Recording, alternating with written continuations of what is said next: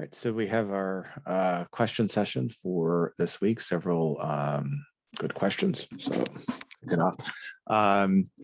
Did Yugoslavia face any pressure from the Soviets or the Western powers? Was its collapse at all related to the Soviet collapse? Interesting question here.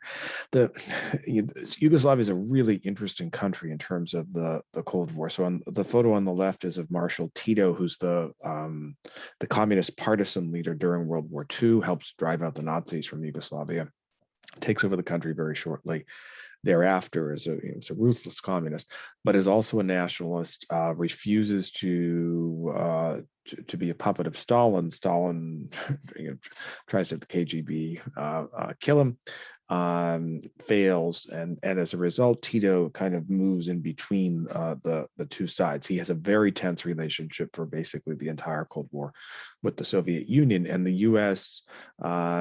Supplies him with economic assistance, occasionally even covertly with military assistance. The goal is to prop him up as much as possible, because his existence is designed to show that the fact that he's neutral shows that the communists are sort of losing ground in Eastern Europe, and it's a way of contrasting the satellite puppet states with Czechoslovakia, Poland, and states like that. So in some ways, he's not a U.S. ally. Tito remains a committed communist. He works with neutralist countries in the Cold War. Has a good relationship with the Indian government in the 1960s that often take rather anti-American lines. But he certainly is a problem for the Soviets. And in terms of its collapse, absolutely, you can see on the right here, Yugoslavia is a multi-ethnic country. Tito suppresses nationalist sentiment, but when communism starts to collapse throughout Eastern Europe in the late 1980s, the Yugoslav experiment comes to an end. Tito had died in 1980. He sets up a kind of federated regime, and the idea is that each of these single provinces will control the presidency for a one-year period in a 6-year rotation. And the problem is the head of the Serb statelet, Slobodan Milosevic, has seen what's happened to other communists in Eastern Europe and embraces nationalism, and that brings the entire country down. Second question is, how prevalent or successful were totalitarian communist attempts to rewrite history? I mean, were there protests, along these lines? And then a second question of why, imagery like Gutfeld's picture, contradicted the communal spirit of the ideology that they were spreading, and at least some sort of imagery that tried to make an effort of merging the realms of the people and the politician that are meant to represent them. On the second point, absolutely, there were some kinds of imagery, but it was all staged. And this rewriting history, begins from the start in the Soviet states. So these are New Yorker did a little piece on this a couple of years ago. So these are some quite famous photos. So the photo on the left is Lenin with Leon Trotsky. Trotsky is the defense secretary and the foreign secretary in the first Bolshevik government, but he is then purged by Stalin in the late 1920s as Stalin consolidates power. And you can see that he, along with Lev Kamenev, who was another person purged by Stalin, are just eliminated from this photo. Ditto with the photo here, and this is more along the lines, I think, of what the second question was asking about, meeting with the people. So here's Lenin speaking to troops during the Soviet-Polish War of 1920. The Poles moved captured a portion of what's now Belarus and Ukraine, and the Soviets moved back and almost captured Warsaw. But again, you can see Trotsky and Zamenhof here on the on the side, and then they're wiped out. picture. And then, perhaps my favorite one of these, this photo is called the Vanishing Commissar. So this is Stalin taking a walk.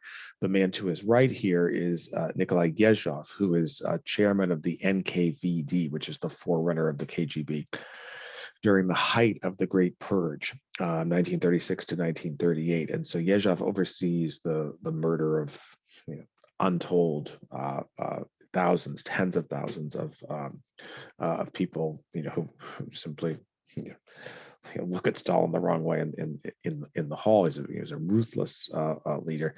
And then at the end of the Great Purge, he himself is purged. Has a show trial, which he confesses to all kinds of crimes, and is executed. And after his execution, as you can see, he's no longer there. He's simply removed from history. And the purpose here, and this is the nature of the totalitarian state, and this is what distinguishes the German state under the Nazis, the Soviet state under Stalin, from really anything that we had seen before. The goal of the totalitarian state is to control all aspects of society, including memory. And so both Hitler and Stalin are very intent on using imagery, both movies and still photos, to create these certain sorts of images. The East European satellites kind of follow along.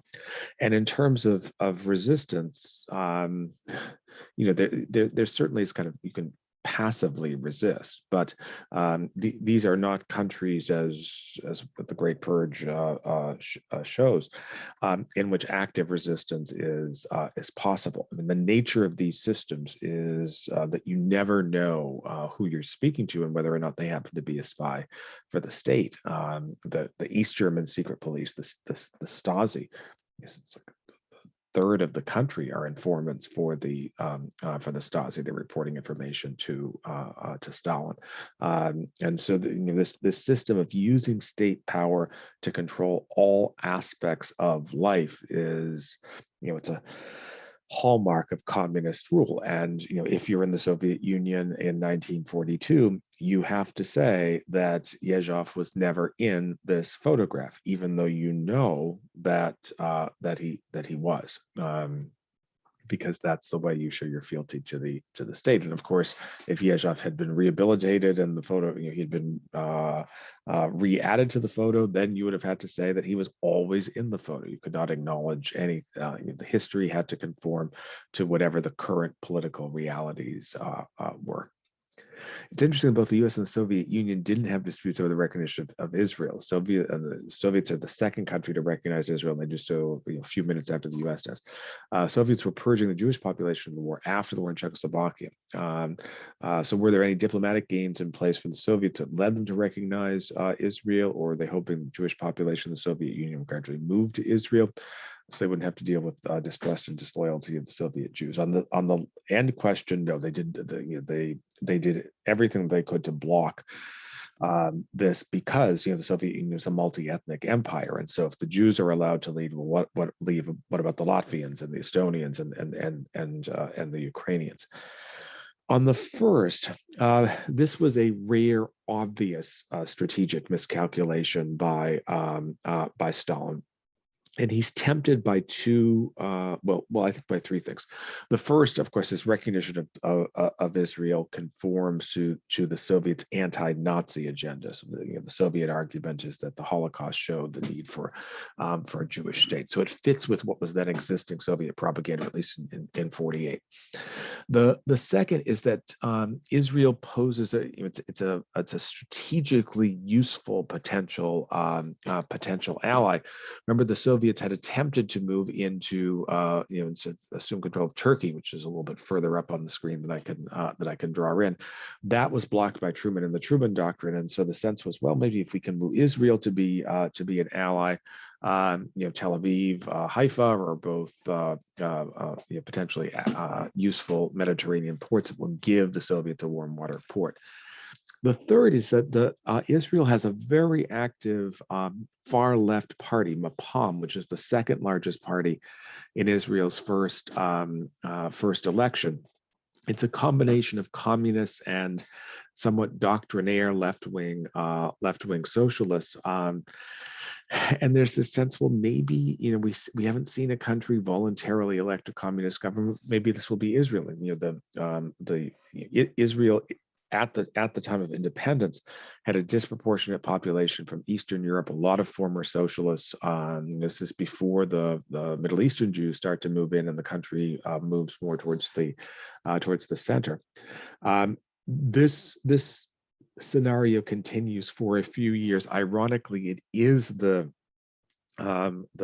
Czech purge that severs any kind of relationship. The leadership of Mapam is deeply, deeply troubled by the Czech purge because they see the anti-Semitism in Stalin's effort, and they reevaluate their relationship with communism as a result. And the party reestablishes itself as a kind of left-wing social democratic party, but a clearly democratic, non-communist party.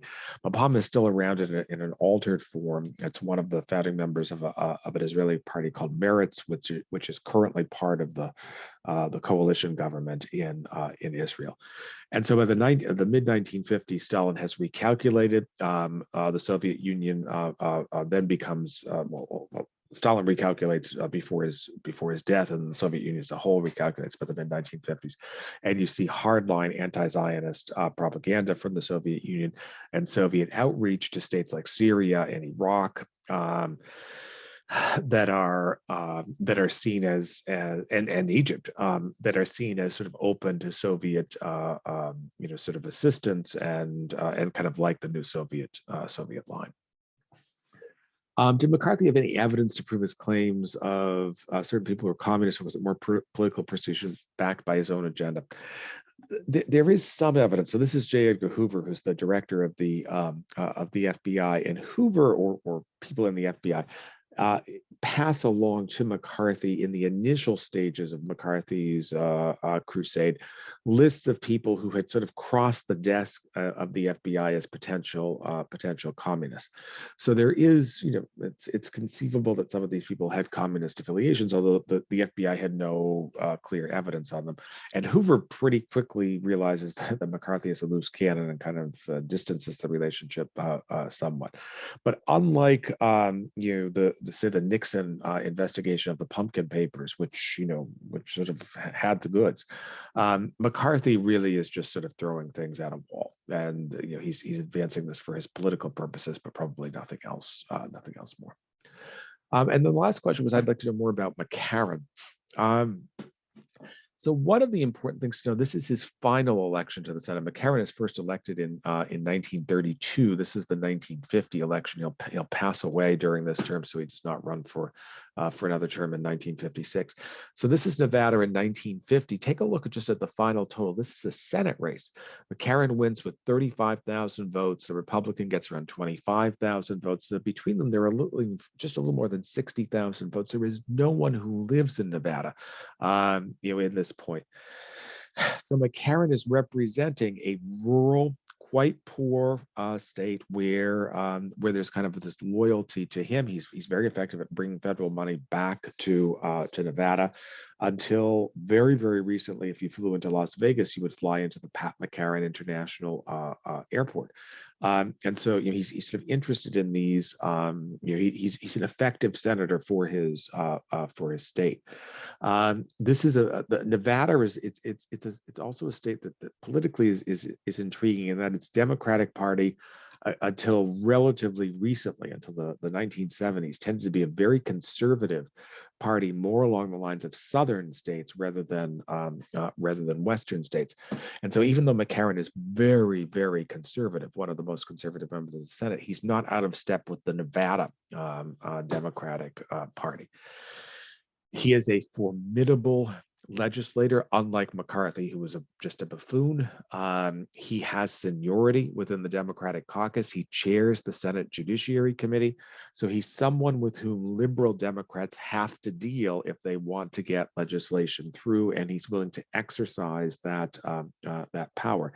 And he, unlike McCarthy, who I think was just a demagogue, McCarran is a true believer. He is convinced that there is an internal threat posed by communist activists, and that it's his job, and that he's been ordained by God to do this, his job to root out this internal sabotage. So his vision of the Cold War is a vision in which the primary Soviet threat comes not from outside in terms of Soviet pressure in Eastern Europe or in East Asia, but instead it comes from internal security, and it's that where they need to focus. So in this respect, the McCarran vision of the Cold War is very, very different than either the Truman or the Eisenhower vision. Of course, it's coincidental that taking this approach to the Cold War also maximizes the influence of Pat McCarran, who chairs the Internal Security Subcommittee.